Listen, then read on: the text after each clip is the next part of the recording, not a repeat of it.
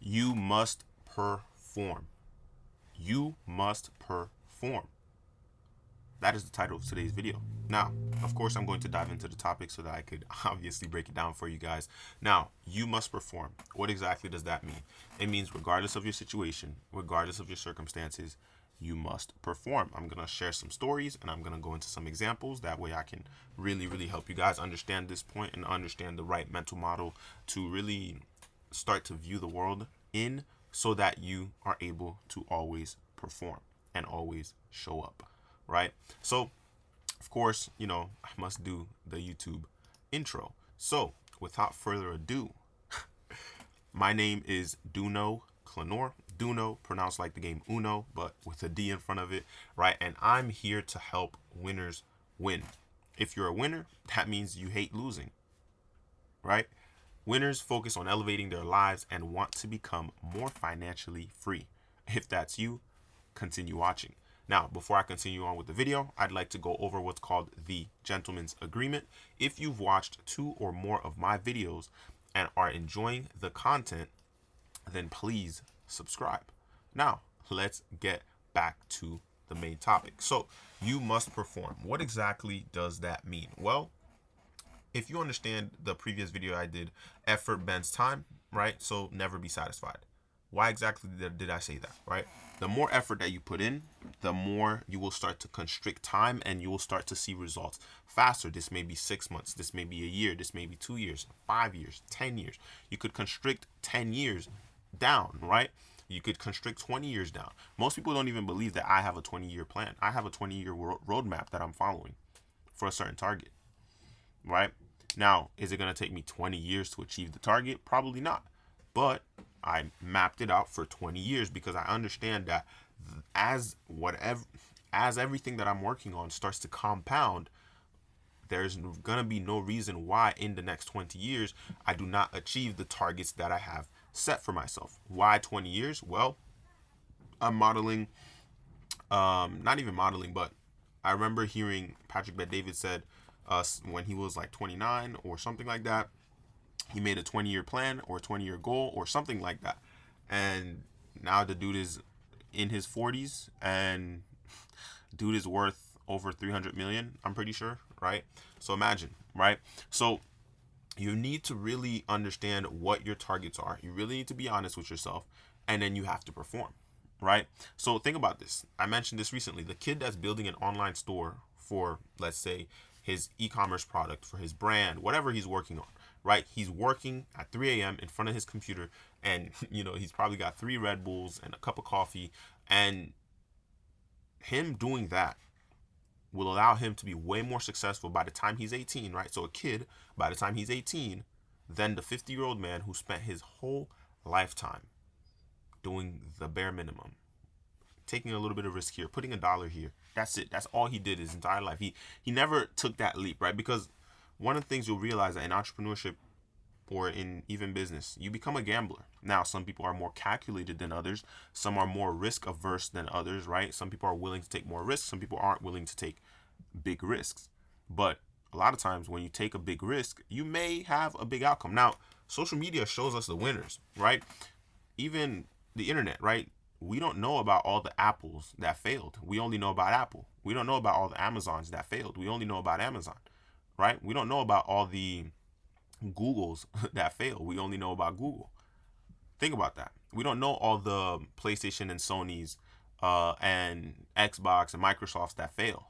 We only know about PlayStation, Sony, Microsoft, and Windows and Xbox, right? We hear the winners. We hear about the winners, but we don't hear about the countless other companies that have done the same things, that took the same risk, but they just did not make it. They just didn't get over the line. They just missed the huge uproar, right? They started too late. They took the risk too late. Or maybe they took it at the same time. We don't hear about all the Facebooks that failed. We don't hear about all the TikToks that failed. We don't hear about all the Instagrams that failed, the Snapchats that failed, the YouTubes that failed. But the one that makes it, that's the one we hear about. Now, we might hear stories about, there was another company that tried to be like YouTube. There was another company that tried to be like Instagram, but they just didn't make it. Yeah, we hear about them, but how many of us hear about them? Those of us that are probably researching, right? But the general public, they know about the winners. The general public see the winners. They pay attention to the winners because the winners made it. Think about the risk that Steve Jobs took. He performed until Apple became, now Apple, even though Steve Jobs gone, Apple owns more than 51% of the phone market. Think about that, right? Because they chose to perform. Even when I was listening to the audiobook of Tim Cook, right, the current CEO of Apple, and this dude took Apple to another level. At first everybody was doubting him, but he performed. He overperformed, and he took Apple to now owning more than 51% of the market share, right? Think about that. He performed. He overperformed. Same thing with Jeff Bezos. Do you know how many years it took him for Amazon to really just become what Amazon is today? Not many people look at it that way, right? For me, when I worked at Amazon, I looked at the warehouse and I was only thinking about the business side. I never once when I was there was I thinking about the paycheck, thinking about, I didn't work there that long, but I wasn't thinking about the paycheck. I wasn't thinking about I don't even know what I would say there. But what I was thinking about is the money that they were producing on a daily basis. I think they were making anywhere from $1 billion a day. That's how much they're producing. And then I was looking at the infrastructure of the entire space, thinking about how many people it took to come up with the design, and then to put the design in place, and then for it to perform, and then ensuring that the whole design is performing at multiple locations. Think about the systematic view of all of that. You got the warehouse, then you got everything inside of the warehouse. I remember this is an audiobook that I got to go back to and finish, but it's about Jeff Bezos and Amazon. And I forget the title. I could actually, let me just look it up for you guys so you guys can, if you want to take a look at it, or if you want to read it, or if you want to listen to it. Let me pull up Audible. It's called It's called The Everything Store. I have 9 hours left. It's a pretty long, I wouldn't say long, but I have 9 hours left. I got like halfway through. And then I just started reading other audiobooks, not because it got boring. I just, the other audiobooks that I heard from a video, I was like, oh, I got to listen to this one. Or I heard it from a movie or something, and I was like, oh, I got to listen to it. But Bezos was never afraid to ask the stupid questions, right?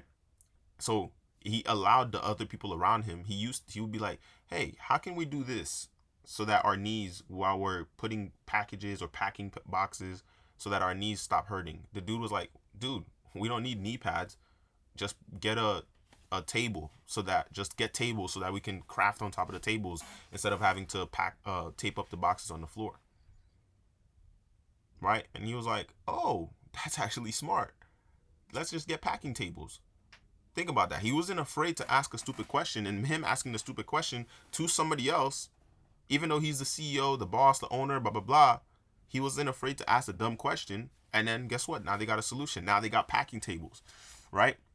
I didn't work in a warehouse that did packing tables. I worked in a warehouse that just focused on, what is it called? That just focused on getting the packages out of a truck into another truck, right? So imagine taking it from one truck. There's a bunch of conveyor belts, this and that's going around, that's moving the packages, and then for the package to land into another truck, and then for that truck to be on its way, and then more trucks come, blah, blah, blah.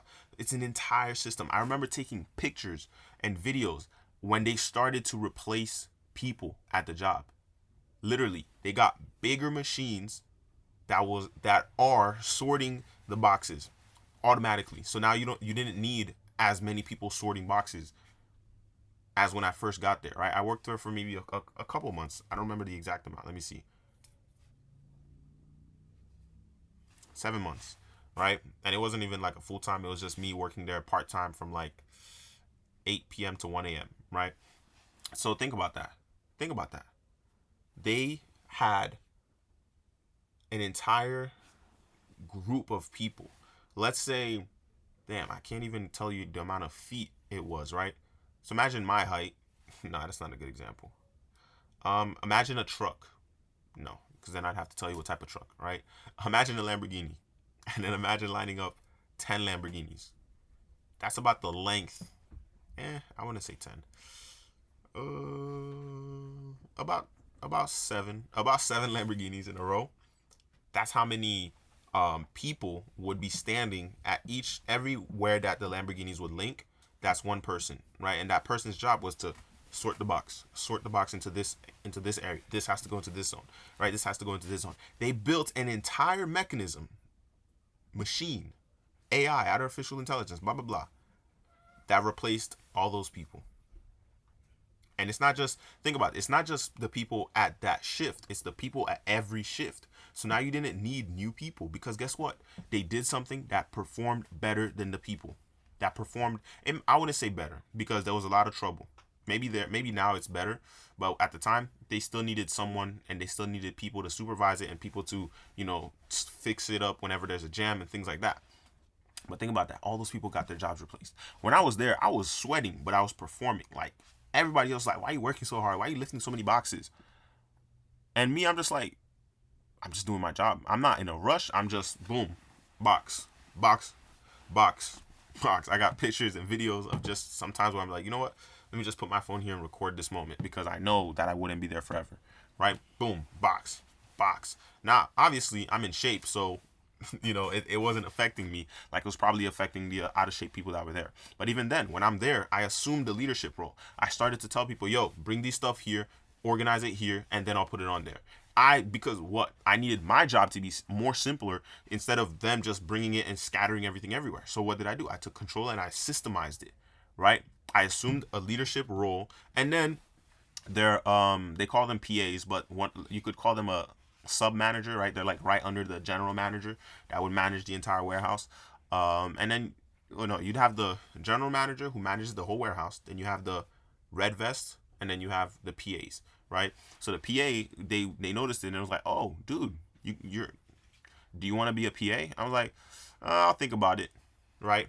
That was me, and I literally got the employee of something month, I don't remember, after my first month there.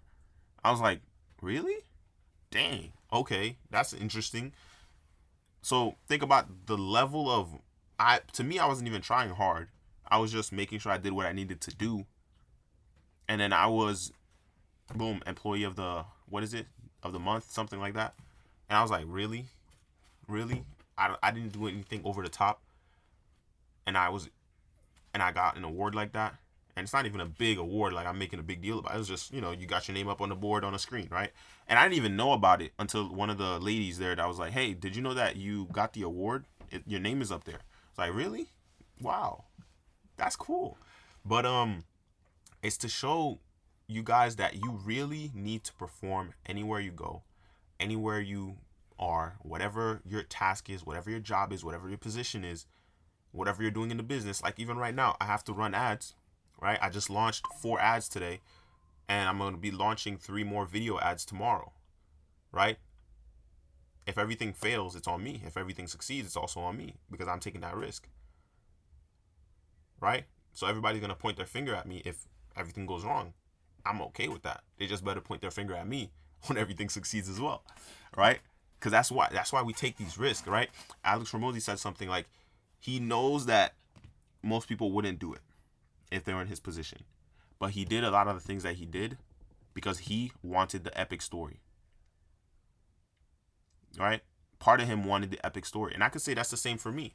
A lot of the risks that I took throughout my 22 years, right, is because I'm after the epic story. I'm not just after a regular story. Oh yeah, this guy just made it. I know that my story is going to be great because of the effort I'm putting in, because I'm performing, because I'm doing my best to overperform every chance I get. Physically, financially, mentally, right? I'm just like yesterday's video, stress, you need stress to perform.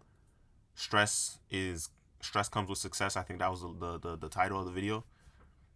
I need to work on stress management so that I can handle the pressures that are going to come my way. If we have an extremely successful, we have an upcoming launch. If the launch is extremely successful, that's a lot of clients, customers that I have to now pay attention to. Make sure that they're all getting results. Make sure that they're all performing. Because if they're all performing, that means we have an excellent product, right? So it's also my job to make sure that we have an excellent product. It's also my job to make sure that our marketing efforts are on point. It's also my job to make sure that our funnel is effective. It's also my job to make sure that our content inside the product is effective. It's also my job to make sure that the systems inside are effective. Now, are there other coaches? Of course. Are there other people, other faces that are going to be pushing the marketing? Of course. But I'm still assuming the role that it's my job to make sure that everything is working well up until I am hiring other people to start to now replace me, right? I've never been someone who's afraid to spend money. Now, I've gotten smarter with how I spend the money. I've become more calculated, you could say, in how I spend the money. But I've never been afraid to hire who I needed to hire. I've always had the mindset of, yo, let me just get somebody else to solve the problem.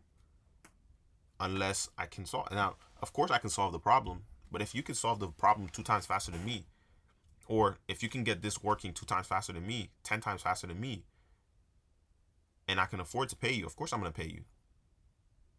Do you know how many times I get people reaching out to me, yo, bro, I can be an appointment setter for you. I can be an editor for you. I could be this and that. That's fine, but you're in competition with everybody else who's reaching out to me trying to work for me. So how are you going to differentiate yourself? Well, there's people that differentiate themselves by, yo, let me edit 10 videos for you for free. Think about that. That's an offer where I'm like, oh yeah, bro, sure. And then your edits are amazing. Wow, you overperformed.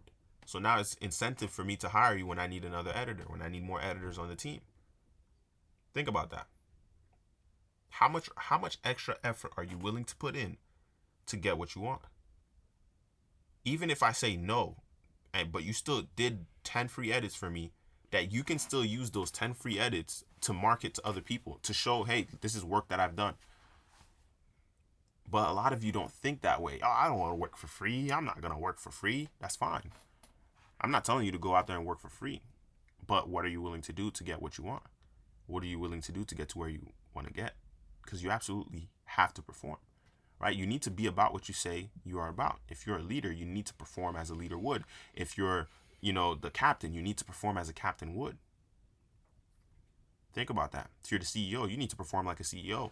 So you need to be studying other CEOs. You need to be studying other founders. You need to be studying other executives, right? At different types of companies, right? One of the things I do, I watch a lot of podcasts, and not just podcasts, but interviews of, like I just saw the interview of the current CEO of JP Morgan, Chase, right?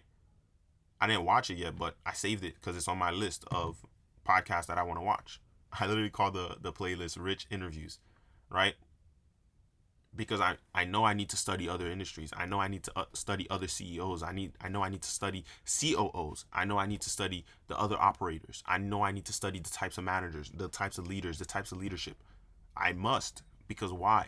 That's what's going to allow me to perform and then to overperform, right? Because we're after the epic story. We're after the epic story. That's what we want. We want the epic story. We want our names to go down. Now, is it ego? Is it pride? Is it this and that? Of course it is.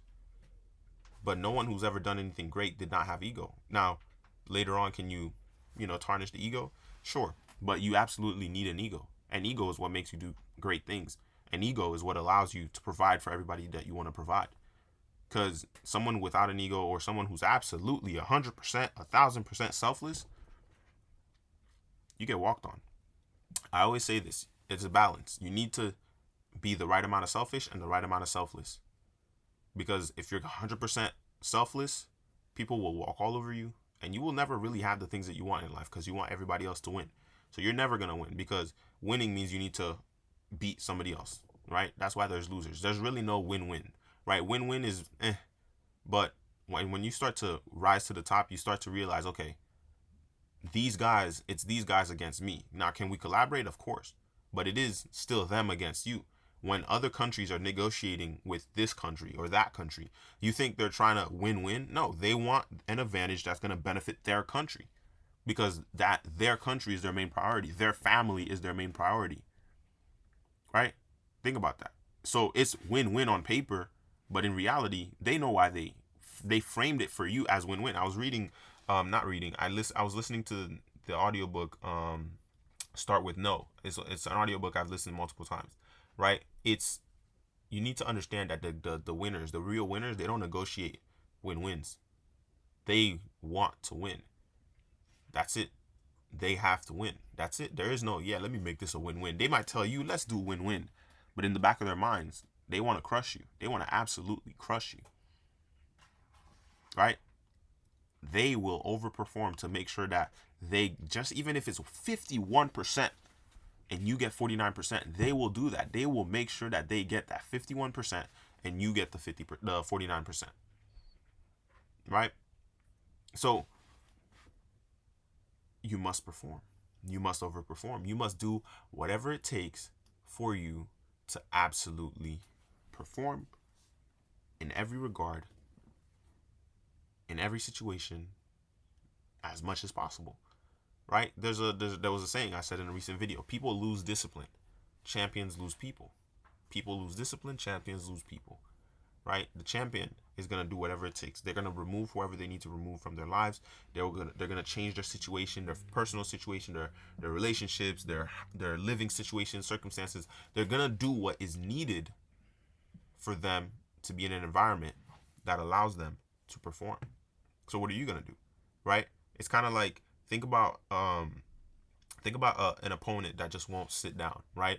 It's like another saying, right? Consistency and being so ruthless will crumble at almost any opponent. So imagine you keep trying to keep this guy on the floor, but he keeps getting up. He keeps fighting back. He keeps performing. Every time you knock him down, he gets back up. A lot of people will give up at a point because, man, this guy won't stay down, right? Especially if there's no clock to stop the match, right? Think about a boxing match. There's no clock. You keep knocking this guy down, but he keeps getting up. So how long are you going to last to keep knocking him down and for him not to get up? Because you don't know if he's going to get up every time you knock him down. But he gets up anyway, and he gets up anyway, and he gets up anyway, and he gets up anyway, and he gets up anyway. Believe it or not, that demoralizes the guy that keeps knocking the other guy down. Because it's like, yo, this guy won't quit. He won't sit down. He won't give up. He won't stop. And so you need to really, really start to build that mindset of performing and overperforming, right? It's like you really wanna, not even wanna, you just gotta love the fact that you get to build yourself like you get to build a business, right? Because it's absolutely in your best interest to level up. It's absolutely in your best interest to get to that next level because nobody else is gonna do it for you, right? I know I didn't talk about the outfit in this video so far, but if you've been admiring the outfit, it's literally a compression shirt. It's not even a tight compression shirt, but it's a compression shirt, Nike, right? And I didn't know what to do with the jacket, black jacket, but I didn't know what to do with the pocket square because I didn't want it to match, but I kind of wanted it to match. But you could wear this with jeans. I wouldn't recommend it, but you could wear this with black, just black. You can wear it with gray, dark gray. I have this gray, but I would just recommend wearing this with black. No accessories, but you can wear accessories, any type of watch you want, black, silver, blah, blah, blah, blah, gold, right? Up to you. But yeah, you must perform. That's what it takes to be a winner. That's what it takes to win.